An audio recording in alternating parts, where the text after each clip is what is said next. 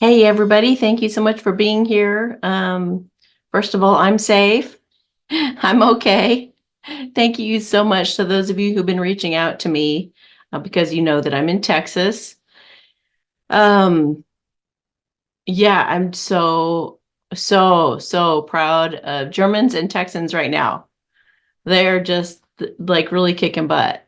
The Canadians really kind of blew us away a bit ago, but yeah, some very exciting changes happening at the same time as things might look really frightening. So just remember which side of the fence you're on. Just keep coming back to love and keep leaning into the future and what's to come, because this is a death of Babylon, but it's the birth of a whole new way of being. So there are going to be birthing pains. But I'll also remember that we have enough proof and evidence now that the good guys are in charge. So let them do their thing to wake everybody up, and just know that you are safe. And I just got a yes with that. You are safe. I feel prompted to pull some God cards on that. Okay, so God, what do you want to say to us right now at this time?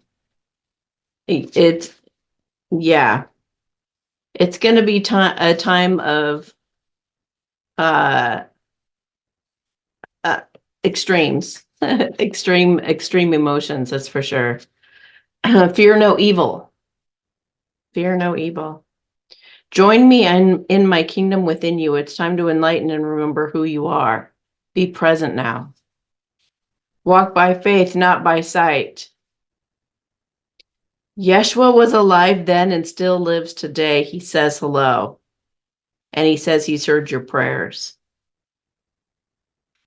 I love you. You have the authority to tread on serpents and scorpions and the ability to exercise authority over all of the power of the enemy. Nothing in any way will harm you.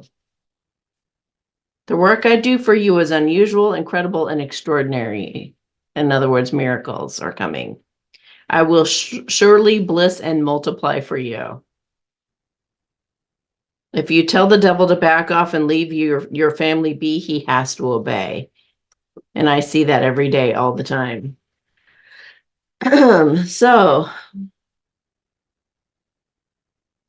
um, try waking up every day saying it's a brand new day, time to play. It's a brand new day, time to play, to remind yourself to wake up in the right tone and to get excited about your day and what's to come. Keeping a high vibe right now is essential, but even more important, if you don't remember that or can't possibly do that, then being present. Being present is so important. And okay, so let's see how to put this, or which direction I'm going with this for just a moment. Meditation is so important, you guys, because the dark forces of this planet have manipulated us for so long that we are completely programmed to listen to the devil on our shoulders, the demons, the thought forms, as Eckhart Tolle puts it, the thought forms. Um, so we have to reprogram ourselves and catch the lies faster and faster. Somebody reported on my channel in a comment of a recent video that every time she watches me, she becomes more aware of the devil's tricks. And I was so relieved to hear that. Now, I did not set out to talk about black magic all the time and to talk about dark forces, guys. But I wanted to express myself in a unique way to give you guys a well-rounded look at enlightenment. You know that I was enlightened for 6 months years ago. You've heard that probably a million times, unless you're new. So I have a unique perspective and I know what it is to actually be ourselves. And it's not like being how we are now at all. It's not even close. We're capable of so much more, and we're so much more powerful than that. But in order to get to that space, we have to lose our mind.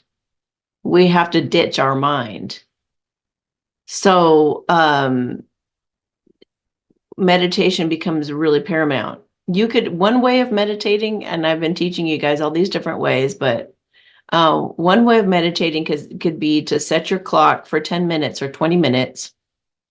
And you sit quietly in anticipation, waiting for the thoughts to come. If you try to quiet your mind, that's not going to work. A thought will come right in. But if you lean into it and you're like, okay, I want to listen, I want to wait. Where is it coming?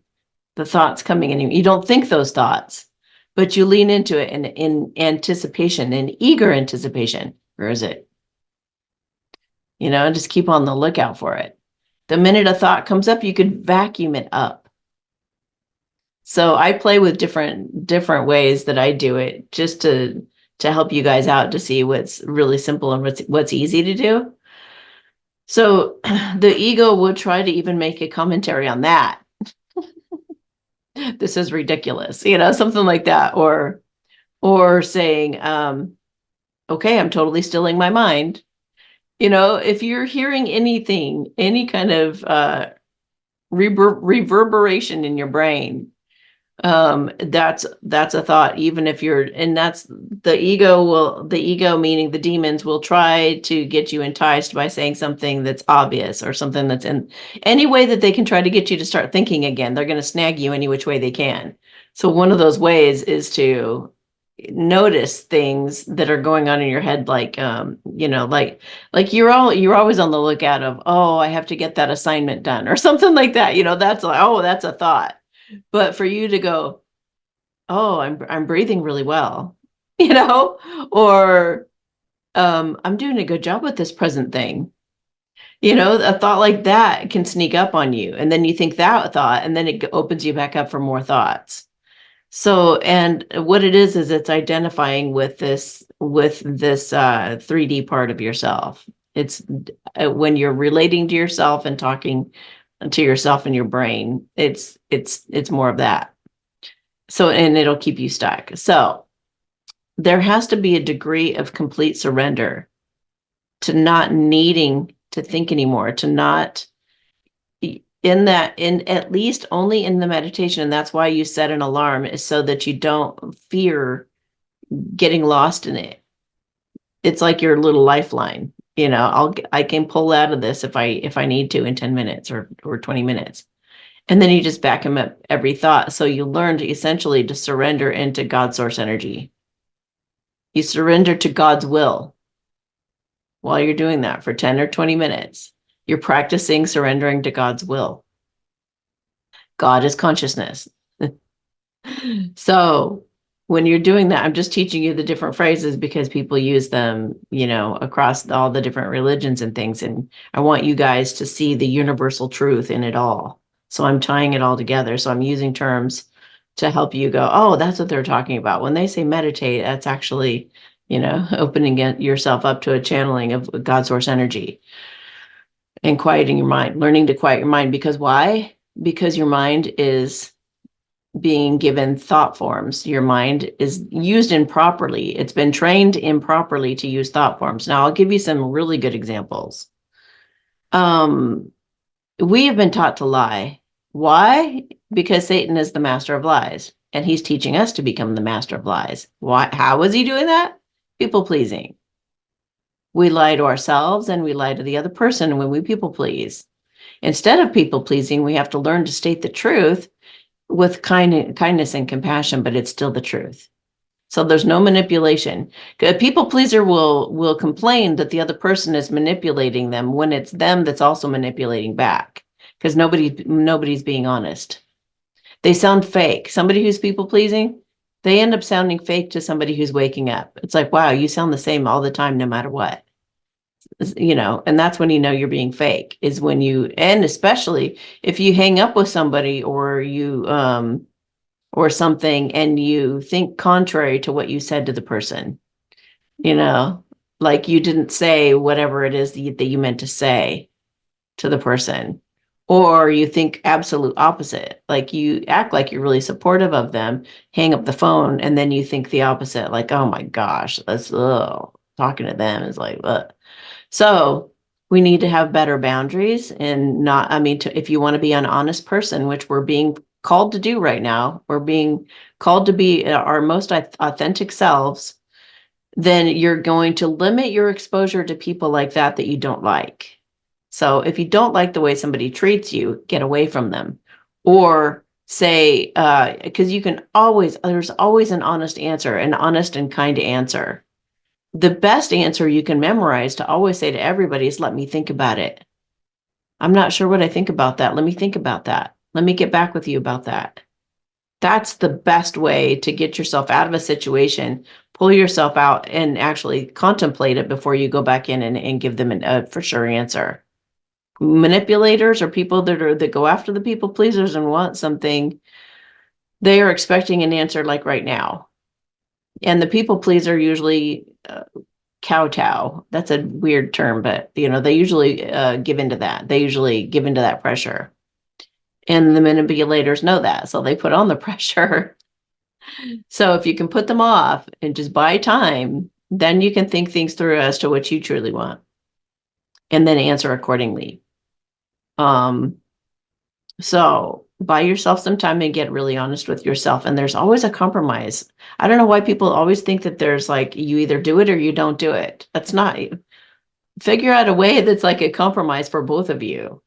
If they're wanting you to do something really bad, then think through, okay, I don't want to do that thing the way they're describing, and they're saying this.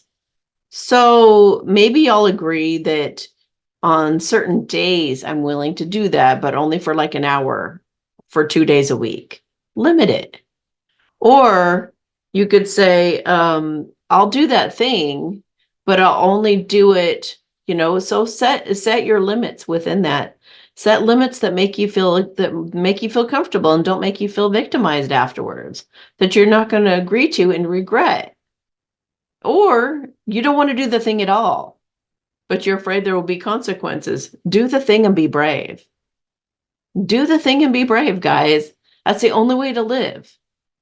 You will have so many regrets if you don't. And many times, most times, whatever they're threatening to do, they're either not going to do, or you got to realize God's got your back, and God's not going to let that thing happen, whatever that thing is. So if anybody ever holds anything against you, like if you say or do this, then I'm gonna, whatever that is, whatever the threat is, then definitely do the thing. Definitely do it, and do it loud. Just like you're dealing with demons here. This is a spiritual war. We need to stop being afraid, and we need to step against whatever is trying to keep us captive. If they tell you not to tell anybody, you go up on the rooftop and you tell everybody you know, or run to every store, everybody that you know, knock on every door. Guess what? You know, rebel against it. Rebel, and you can do so in a kind and loving way. You don't have to turn people on people. You don't have to talk behind people's backs. You don't have to gossip. You don't have to do any of that stuff. You can just be compassionate, loving, strong, and a peaceful warrior. So hopefully that helps somebody out there that needs just a little bit more of a push to, stand up to something, or stand for something, and not keep giving into things that don't, I don't know, they'll leave you feeling, don't give into anything that makes you feel like a victim afterwards, that you feel compelled to call a friend or somebody to unload on them. If any situation is making you feel like calling somebody up and saying, you won't believe what they did to me. You won't believe what if you have any of that kind of language going on in your life right now, that's an indicator you don't have good boundaries, and that you need to do something about it, or eliminate the person or the job or whatever. So, we shouldn't feel victimized about anything in our lives. or it just means that we're not doing enough for ourselves. We need to almost see ourselves like, okay, so I was talking to one gal and she said that, um, she knows somebody who's doing black magic on her. And I was like, okay, so now you have that information. It's not about judgment. It's that's the course of, I don't know, that's the course they've decided to take. That's the road they've decided to take in life, is the easy way. They've decided to put curses on people and do things to people because they're jealous. They're basically children running around having temper tantrums. If anybody has to do black magic, they feel totally disempowered. They're weak and they feel totally disempowered and they're insecure. That's why they have to do that. Otherwise, they'd be strong enough to heal, right? So she was able to identify this person that was doing black magic. She's known it for a long time, but it was, she didn't find out from me. She found out from someone else. I definitely confirmed it though. And she knows it because she's having all kinds of different things happen in her lives that confirm that in her life. But then I find out she's still talking to the person. I was like, why are you talking to this person? And it's a relative. I said, why are you talking to this person? Well, because she calls me and invites me to things. I was like, she invites you to things. Like, she invites you to what? Well, like parties and gatherings and things like that. And I'm like, okay, and does that serve you? Well, I'm okay being there or whatever. I'm like, okay, so something you're not necessarily enjoying or wanting to go to anyway. And we know she's not coming from a good place because she's attacking you. And then she mentions that this person is going on vacation and she gave her money. And I was like, okay, why did you give her money? And then she's like, well, she needed it. And I was like, would she do that for you? Well, probably not. I was like, well, then why on earth? I said, would you do that if you had a little 5-year-old daughter? Is that what you would want for her? If you had a little 5-year-old daughter who said that they had a friend that was basically came over and stuck needles in them and just were mean and would come over with a hammer and smack them on the arm or something, just like cruel, which is black magic is cruel. It's cruel. So it's mean. It's ill-spirited. There's nothing good about black magic. There's nothing kind or loving or anything good about somebody who's doing black magic on you. Okay? I don't care which way you look at it.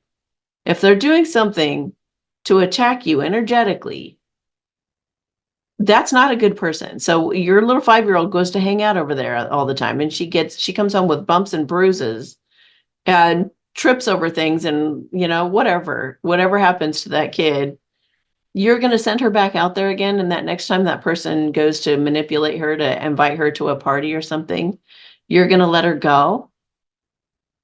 That person who did that to her, the abuser, is probably going to abuse her again or use her or just have her as a number to be there. Or, hey, look, I'm a good person. My relative showed up. Obviously, I'm a good person. If the abusers will go to church to look good. They will get certification as gurus to look good. They will pull every trick in the book to look good. But are they good? No. No. You look at their fruits. You look at what they're producing in their life themselves. You look at the love they exude, the love in what they do, in what they say. You look at certain fruits. So you want your kid to hang out with people who treat them with equal kindness and respect and wouldn't put black magic on them. Figuratively. Obviously, a 5-year-old wouldn't do that, but and you certainly wouldn't have your daughter bring over $100 to this little kid, this little punk that's beating her up or him up. We got to have better boundaries. We got to, people are just getting tricked left and right by Satan right now. And I said something to a divine feminine recently. Well, a couple divine feminines. All the divine feminines, I would say this too. So let me just gear it toward all of you, divine feminines, who haven't had this who haven't really, okay, it takes practice, you guys. It takes practice to undo what they've done to us. The Nefarians, the way that they've made us completely controlled by demons. I mean, to put it real simply and basically, the little devil on our shoulder, that's a true thing. When they have that in cartoons, it's because it's real. It's because that's what they're doing to us. They've trained us to listen to the devil on our shoulders all the time, and they're called thought forms. Like I said, Eckhart Tolle in his book, A New Earth, talks about these thought forms that come in. He doesn't tell you where they come from. I'm telling you that. So the thought forms come into our field, and they tell us stories. They tell us little packages of stories or little themes of stories. And here's a common one for the divine feminines. Oh, this one's so frustrating. If a guy doesn't call you back, he doesn't like you, right? Wrong. That is a lie that the little demon will tell you. How many people believe that? Like everybody. Like everybody. Everybody everywhere buys into that lie. They all feel, all the divine feminines, at least those who are not doing the work on themselves, the ones that are not doing it enough. I always recommend doing Byron Katie's work every single day, you guys, for 2 months straight at least, to get through this phase of listening to the devil anymore. So you have to retrain your brain. It has to happen. You can't be lazy about your self-development. You've got to go after it. You got to go after it till you laugh at everything and don't take anything seriously. So you have all kinds of stories like that. The truth of the matter is, and it always shows up in the cards, and they still don't want to listen to the cards. They don't want to listen to me. They don't want to listen to the cards. You know what they'll listen to? The devil on their shoulders. I'll even tell them the truth, and they don't listen to it. It's crazy the way they cling to the lies. I mean, it's baffling, and the masculines are doing it too. But they make up so many different stories. Oh, he really doesn't like me. He likes the pretty one. Oh, he really doesn't like me. He likes this, that, and the other thing. They get insecure, and guess what insecurity is? Listening to the devil, listening to the demons, listening to those thought forms, right? If those thought forms never came through your field, if they never came into your field, you would never become insecure, scared, feel unworthy, think you're ugly. None of it. Think about it. If you couldn't think a single thought, you'd be fine. And we've believed the lies for so long that we think that they are true. We think that it's true. And it's so the truth of the matter is 99% of the time is the divine masculines. The reason why they ghost you, the reason why they don't come to you is because they're flippin' scared. They're insecure. Are they going to tell you that? Hell no. Why do they go out with the pretty one? Why do they go out with the one that's enticing them and obviously manipulating the crap out of them? Because their self-esteem is low. Because they don't believe in themselves. And they think having somebody pretty, or it could be the pretty boy too, pretty boy, pretty girl, whatever. Jezebel, I like to say, the Jezebel or the karmic treats them the way they believe they deserve to be treated. And they check all the boxes, and they pretend they're actors and actresses, basically, are what the karmics are. They're actors and actresses that play the part. They don't really like you. Neither of you really like each other. I mean, you like each other enough. You're attracted. You think, oh, I'm going to fit the square peg into the round hole. If I can only make you this, that, or the other thing, and if I can just twist you around to make you the way I want you to be, and if you can just pretend that you love me and act this way and act that way, then I'll be okay. But eventually they figure it out. It's a growth process. The masculines figure it out. They grow, they mature, they start to have some self-esteem. They start to say, I won't be treated this way. I want to be with somebody who actually likes me for who I am and doesn't want to change me and says, hey, you're pretty awesome. Not that you're a perfect person, but you're perfect for me.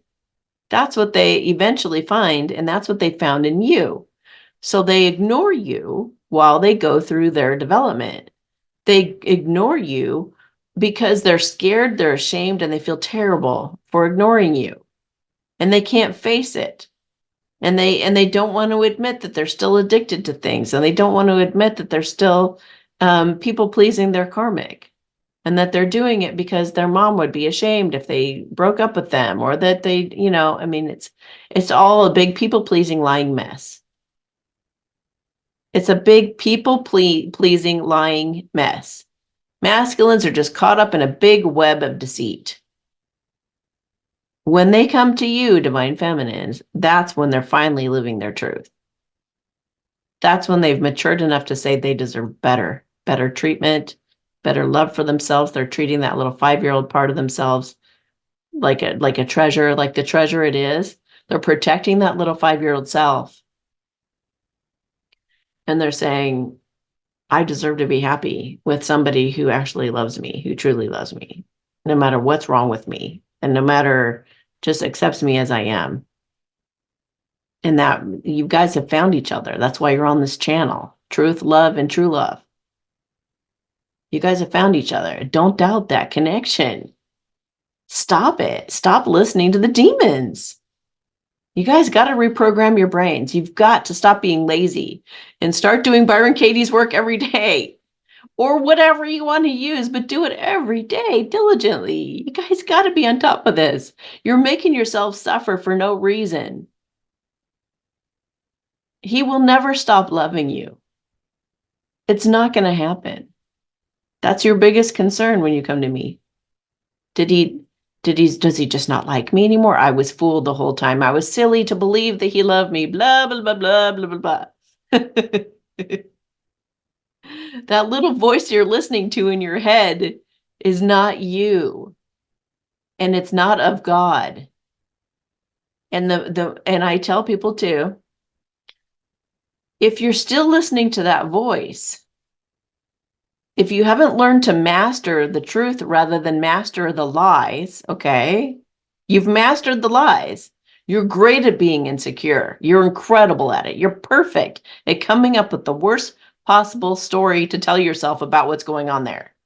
You've mastered that. Now it's time to start working diligently against the current. Now you have to start mastering love.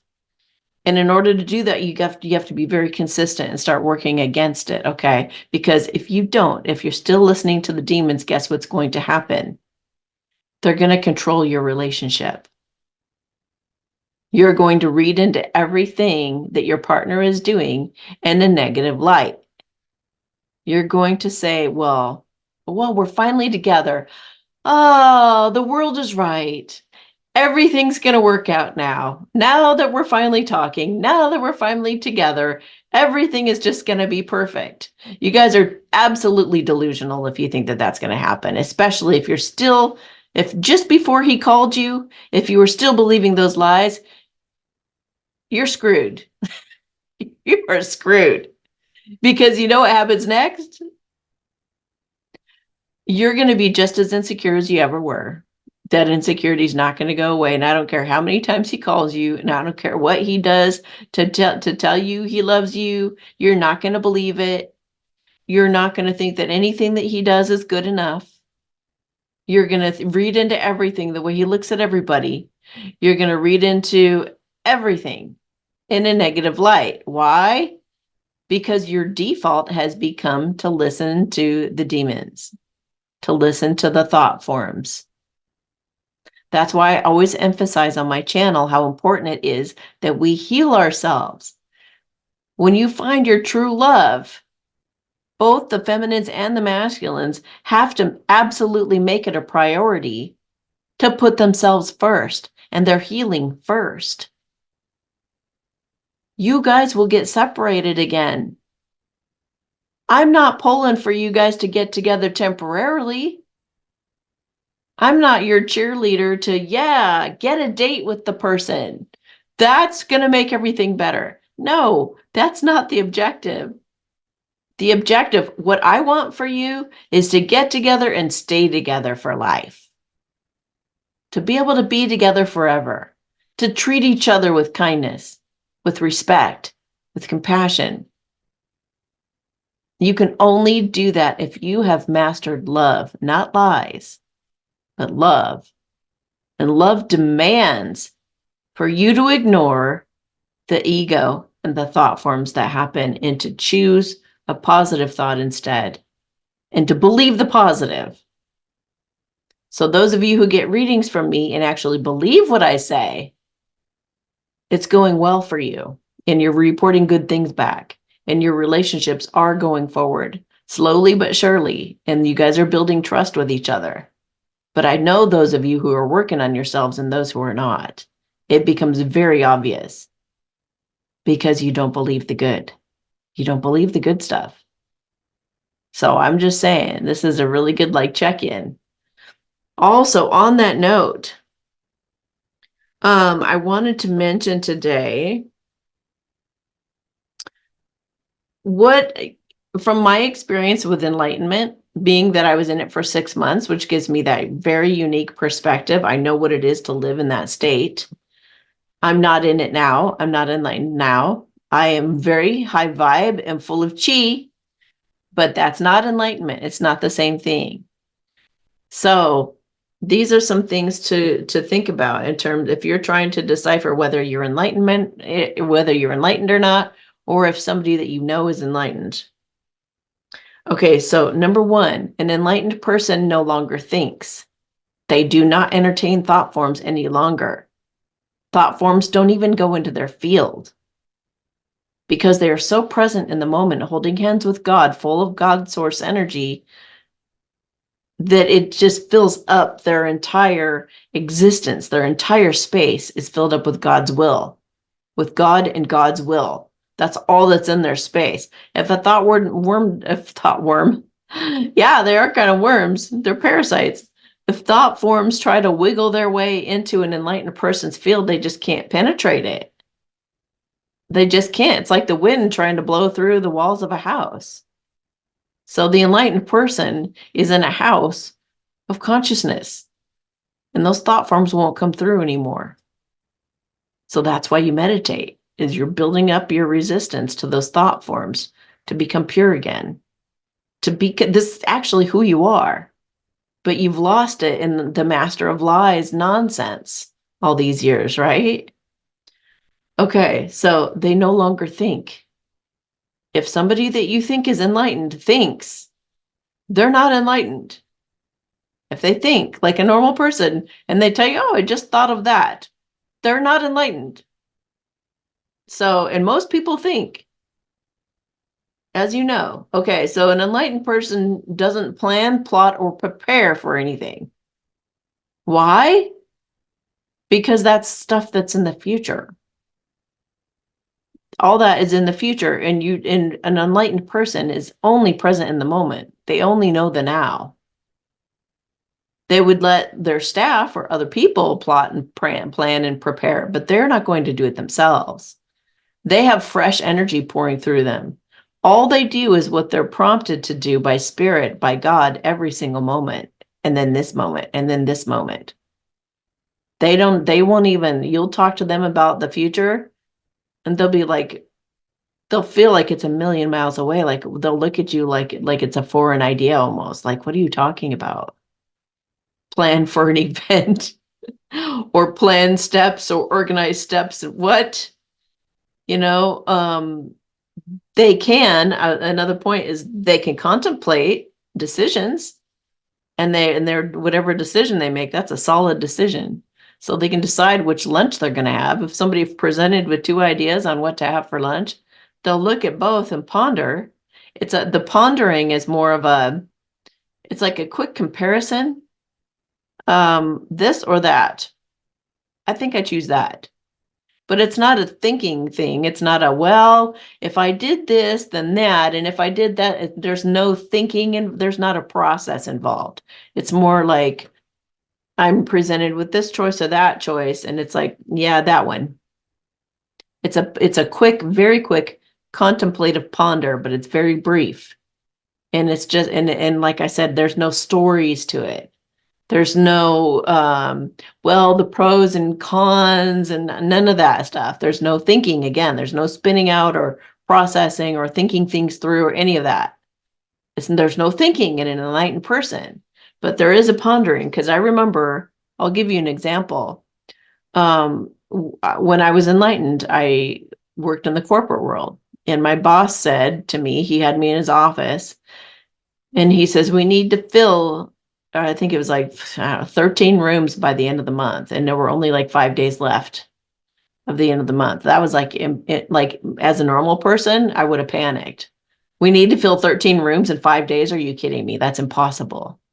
That's what the 3D version of me would have said. I would have just been so frustrated. I would have been like, this is unrealistic expectations.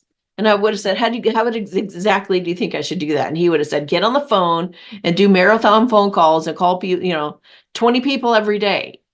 Do this, do that, do that, that. He'd give, I would have panicked. I would have been upset. He would have been like, hey, it's out of my hands. The owner is the one putting the pressure down on me. I got to put it on you. You got to make this thing happen. That's how our world operates right now. That's how that works. But in an enlightened state, when he said to me, we need to fill 13 rooms in 5 days, I was so present. I said, And I asked, it was kind of like asking myself, is that what I want? It was all about what I want.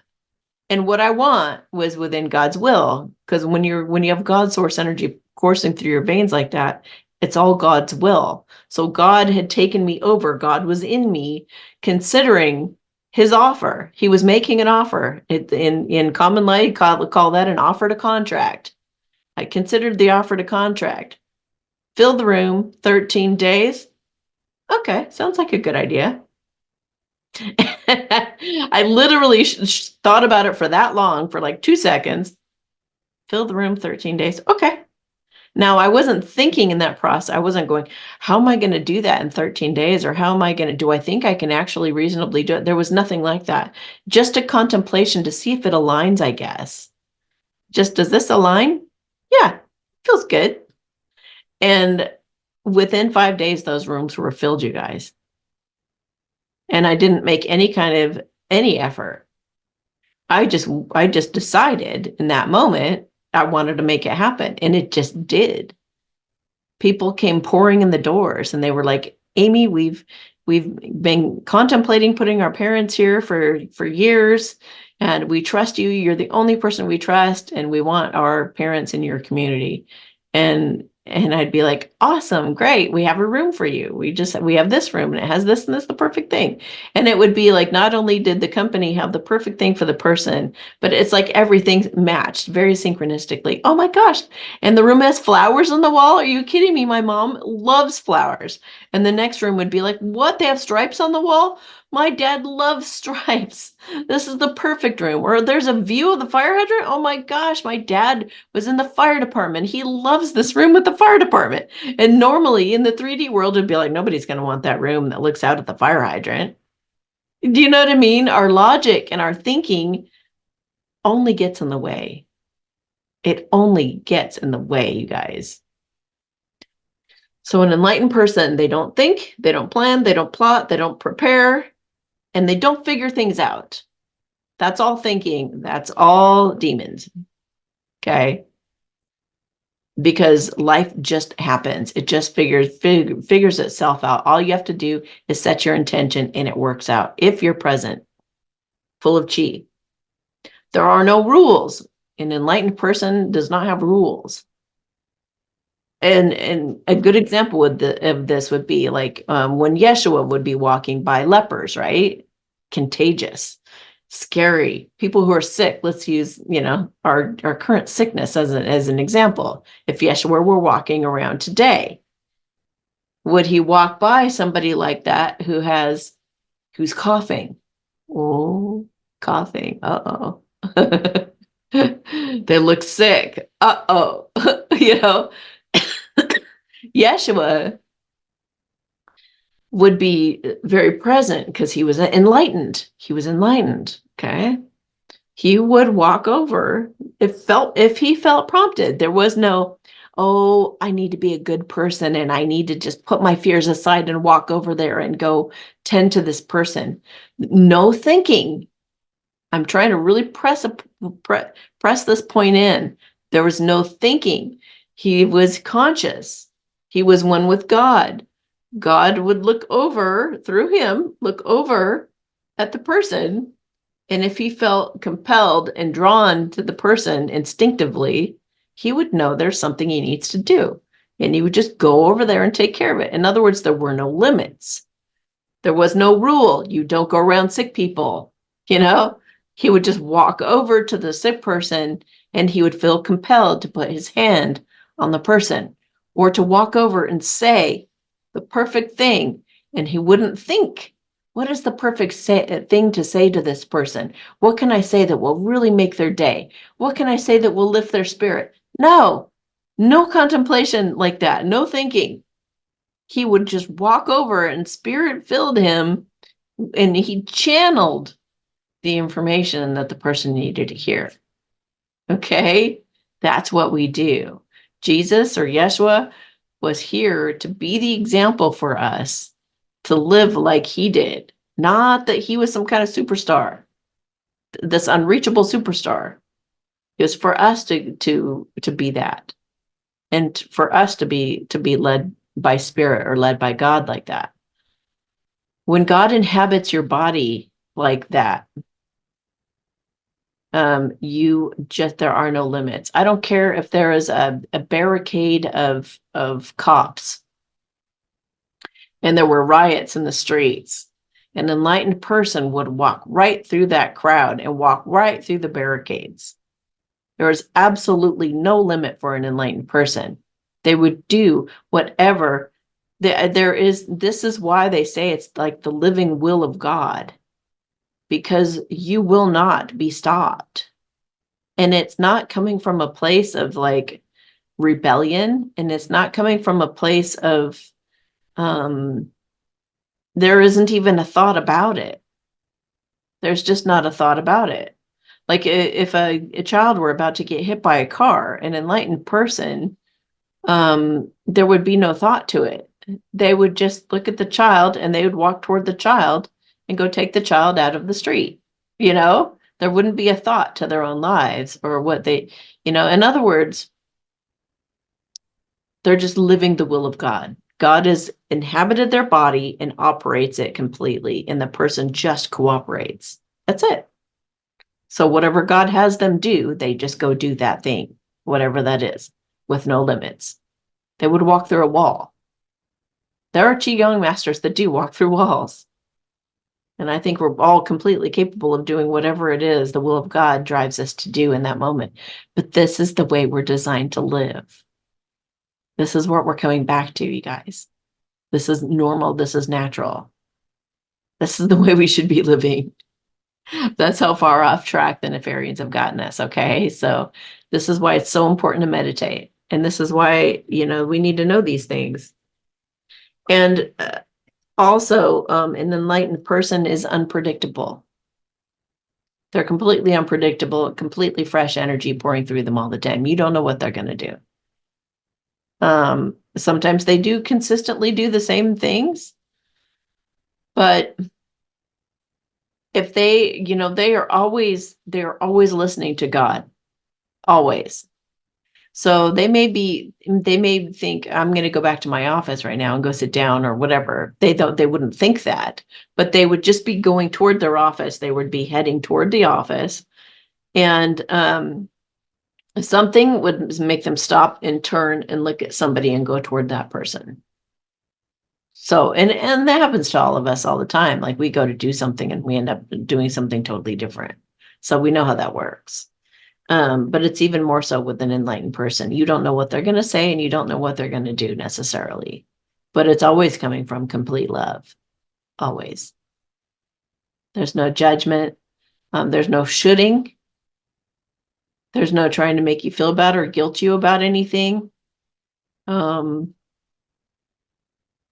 The lectures don't even, like, if the person talks to you and says this, that, and the other thing, it's probably not going to sound the same every time, because somebody who's enlightened would speak directly to your heart and maybe move you to tears in a beautiful way, not in a triggering your guilt type of way to control you. You know what I mean?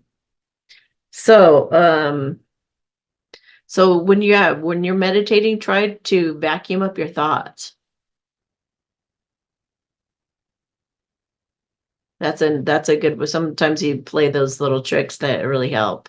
Don't take your thoughts seriously, just vacuum them up. Just imagine the angels are holding like a little nozzle, a little vacuum nozzle, and when a thought comes in, zoop, zoop, zoop. And what does the vacuum contain? You can make it do whatever you want. You can have the angels dispose of whatever the thoughts are. You can convert the thoughts to something else. You can transmute them. You can have it go into that maybe the vacuum cleaner bag is like a sacred fire, or it could be full of holy water. Just have fun with it. Um, yeah, and I was gonna just on that note, on that note, I wanted to mention too, somebody asked me, how is it that they mentioned that they had gone and had some Reiki done, and it was just incredible. And then they asked how I do what I do and where I've gotten my training and whatnot. Training is not necessary. Well, when we're enlightened, we'll be able to do all of this without even thinking or doing, nothing has to be official or certified or anything. That's the nefarian's way of controlling us. You can learn it from someone else. It can be passed on through anybody. Certifications are baloney. So, but I did go through steps of training. I went through programs of training. I went through Spring Forest Qigong with Chen Yi Lin. I took all his programs, all the levels of all his programs, and would practice his Qigong all the time. I've gone through some gal, I don't remember her name, and I don't remember where I lived at the time, which is so weird. But this gal took me through courses of Reiki, levels of Reiki.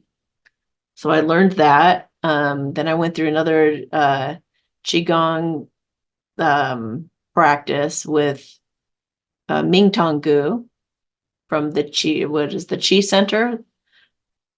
So I've done the lift Qi up, pour Qi down for many years, almost every day. So there've been many different ways, and my whole thing has always been to look for the truth in all things, like to look at the commonality in it all, to look for the simplicity of it all. So I look for, what does Reiki have in common with Qigong, have in common with this other modality, with this other one, with this other one. And I've tried to, like, in my life in general, I that's just the way I think, because I'm a Libra and I'm balanced that way, or I have a lot of Libra. And I always want the right thing to happen.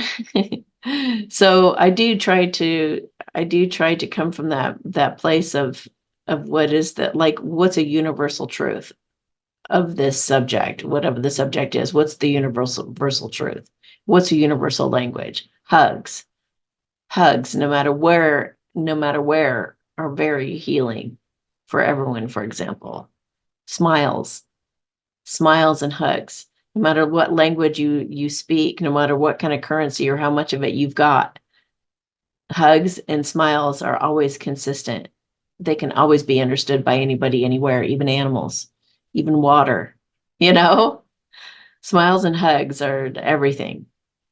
So anyway, so then I spoke the light language. Well, what's the commonality there between that, Qigong, da da da da da? And I just kept doing that, and I ended up making my own way. I just made my own way that's a mix of all of it has Qigong, Reiki, and everything all mixed in it. So when I'm doing my light language, it's a fresh energy being channeled by God And the intention is always to come up with or to channel answers for the person that I'm feeling it out for, from that place of presence and holding hands with God and that God source energy, which is chi. So I'm cultivating my chi also while I'm doing that. So I'm not depleted at all when I do that, because I'm filled with chi. And I'm producing chi with my answers even. And then when the light language is being spoken, I'm doing energy work, like very much like Ming Tong Gu and Chen Yi Lin do. I'm just doing it in my mind, and I do it in my own way. And I set the intention for what it is I'm looking at or trying to take care of. And I might wipe it away, or I might pull it away, or I might, I work with the energies in a lot of different ways depending on the situation. And it's always changing. It's not one consistent thing all the time. So that's what makes it like fresh, like I was saying. So meaning it's unpredictable. And there isn't just one systematic way of doing anything. I don't think we need to be rigid like that. I don't think that really serves us, because it ends up really limiting us, and we're only allowed to do it if we have certain symbols, or we're only allowed to do it if we say it in a certain way. That's like the what they've done to us with churches too. You have to do this, that, and the other thing, or you're not a part of this church, and this is the church that's right, and we are the ones that will be saved, and all of that type of stuff. It's not who we are. It's not who we are, and not where we're going. So yeah, do your own thing. Do your own thing. Learn your own way. Make it your own. Do something unique about it. Do a handstand when you do it. It doesn't matter, what's your thing? Do you wear purple all the time? you know, always do it when you're wearing purple, or always, I don't know. Just make up your own thing, and don't be afraid. Don't be afraid that you have to do it a particular way, any of it. You don't have to clear rocks or crystals every single month under the full moon if you don't want to. Or like you don't have to do it outside in the dirt. You can do it inside with the intention of it. Or you can never do it. You can just clear it whenever you feel like something weird's going on with the energy of your crystal.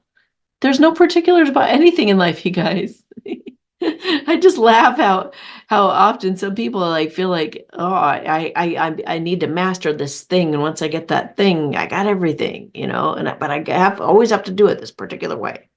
I went on a date with this guy who's like he wakes up the exact same time every day, goes to bed exactly at the same time, where he is grumpy as hell. Can't imagine. I cannot imagine living that way. That sounds like torture as hell to me. That's just horrible. If you make your life particular like that, oh my gosh, you're gonna break. You're absolutely gonna break. If you're not flexible, you're very mentally unstable, and you're gonna break and shatter in a million pieces any minute. So try to be as flexible as you can in these times, or learn to be. Open your mind. Do things at different times sometimes. Do something spontaneous sometimes to mix it up. Um, the other thing I was going to mention is rewards are coming for the earth stewards. Those who love the innocents, who love children, the elderly, all the plants and our earth, our waters.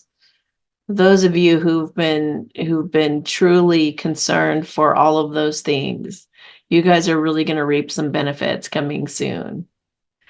Coming soon to a theater near you, or a theater that's all around you. So, what I forgot to tell you guys is that we don't really have an Ask Amy today, so I'm letting this out early. um, we've got, well, Scruffy's owner checked back in, and I will keep you guys apprised of that situation, because some of you have actually written me and asked me how Scruffy's doing. Scruffy has not returned back home. He's got his owner has a shelter, one of those shelters on the back porch as I had instructed, so that's good. I did feel into Scruffy this morning. I'm going to be praying for him every day. And you guys can too, please. Just tell Scruffy in your mind. Just take a couple minutes and be like, Scruffy, go home. Your mama loves you and misses you so much. And there's, everything's going to be so much better than you think. So I reminded him today that all of the equipment that she had when she was sick and all of that, it's all been removed. It's all gone. There's nothing scary there now. And even if there were, I don't want her to be paranoid that she can't have scary things going on, because you can desensitize an animal to anything. I have scary things happening around here all the time, and my cats totally get used to it and they learn to have a sense of humor about things, or they learn to just be like, oh, another sound. Okay, no big deal. You know? So you can't be afraid because of this incident that I can never be in an accident again, or I can never have scary people, or then you'll be living in fear the rest of your life. So please, if you have that going on, please let that go. um the right things that are right for us in our lives at the right time will appear at that right time, in the right moment, and in the perfect way, and they'll stick around. There was a purpose in him leaving, and there will be a purpose in his returning and when he does that. So try to trust the timing of it all.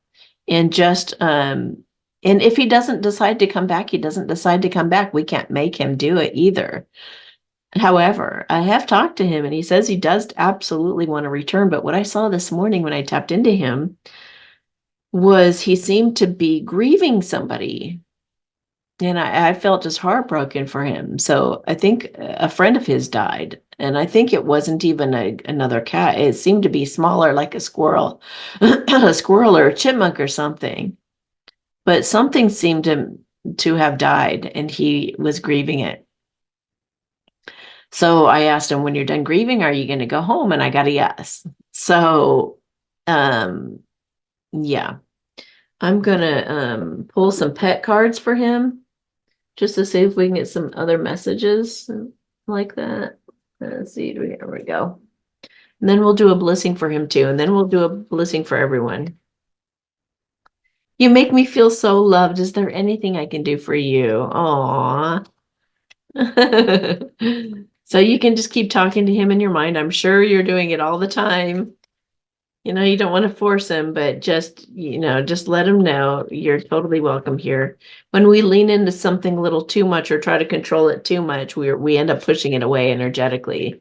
So just trust in the timing, know that it's going to happen whenever it happens, if it does, and just leave it alone. Really leave it alone.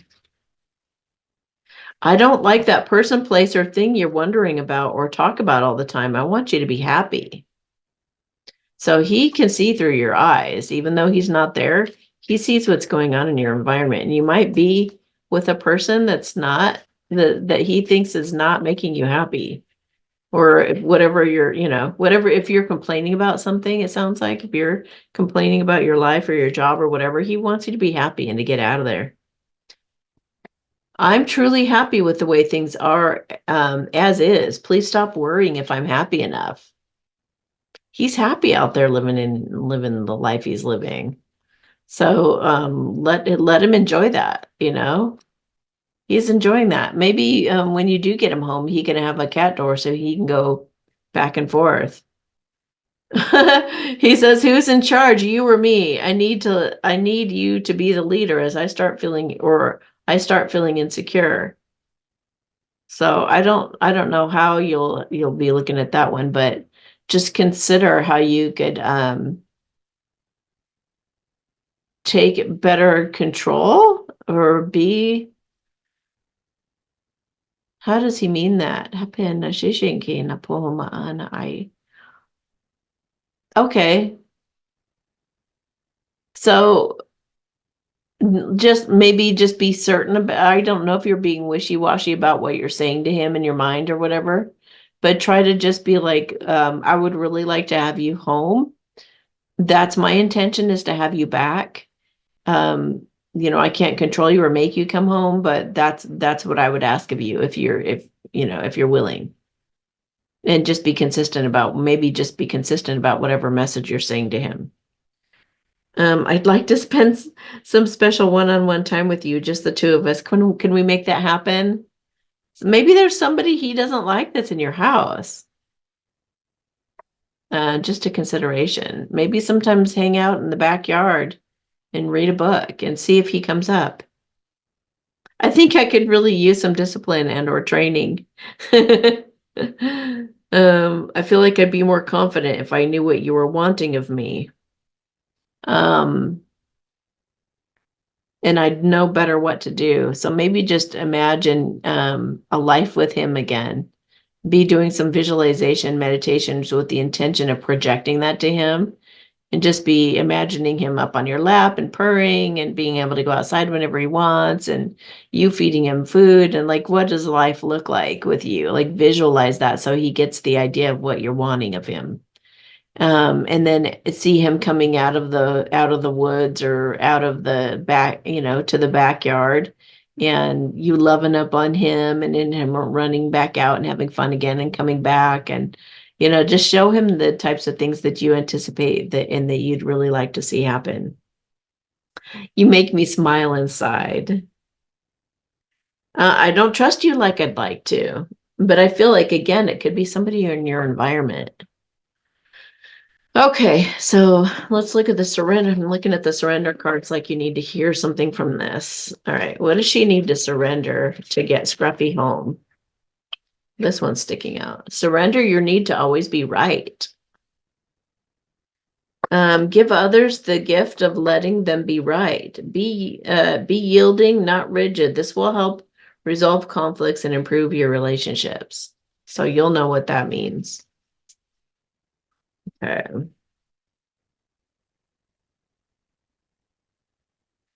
Surrender your belief in scarcity. The universe is asking you to open up to the infinite nature of abundance. In this way, you can remove blocks in your life and succeed beyond your wildest dreams.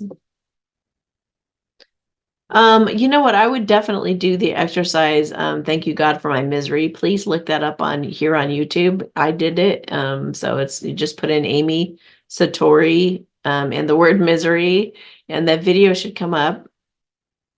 Do that exercise on everything you can think of that upsets you about this situation, and that's what's going to take care of this.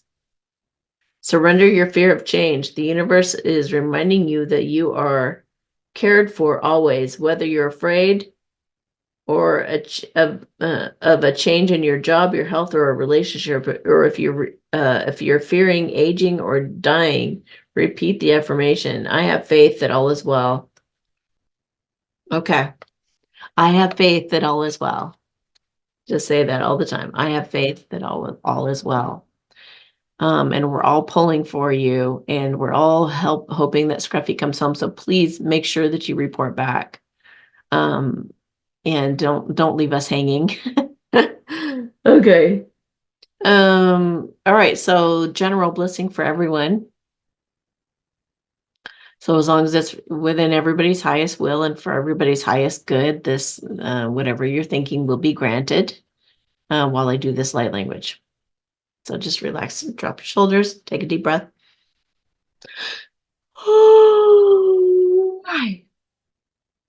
Hoba sheshenje lakari ha hetsan sepia hoan.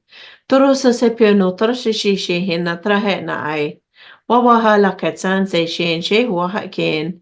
Tarasa sensen te wababan taturunda tahike. Wawawa sheshe la.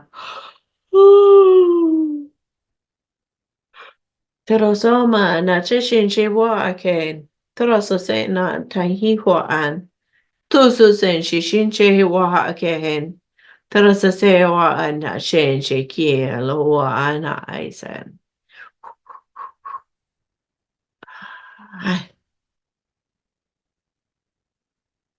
All right, you guys. If you want to ask an Ask Amy question for next week, just go to the website, which is awakenedalliance.org. You need to be a member in order to order anything from me. So go ahead and become a member. If you're not one, it's only $22 and you get that back on your first order. So just go to the services tab and go down to Ask Amy Q&A, and you can ask your question when you submit it. And have yourselves a beautiful week and weekend. Hang in there with whatever's about to happen. If I disappear for a bit also, don't be alarmed. I'll try to put out an announcement.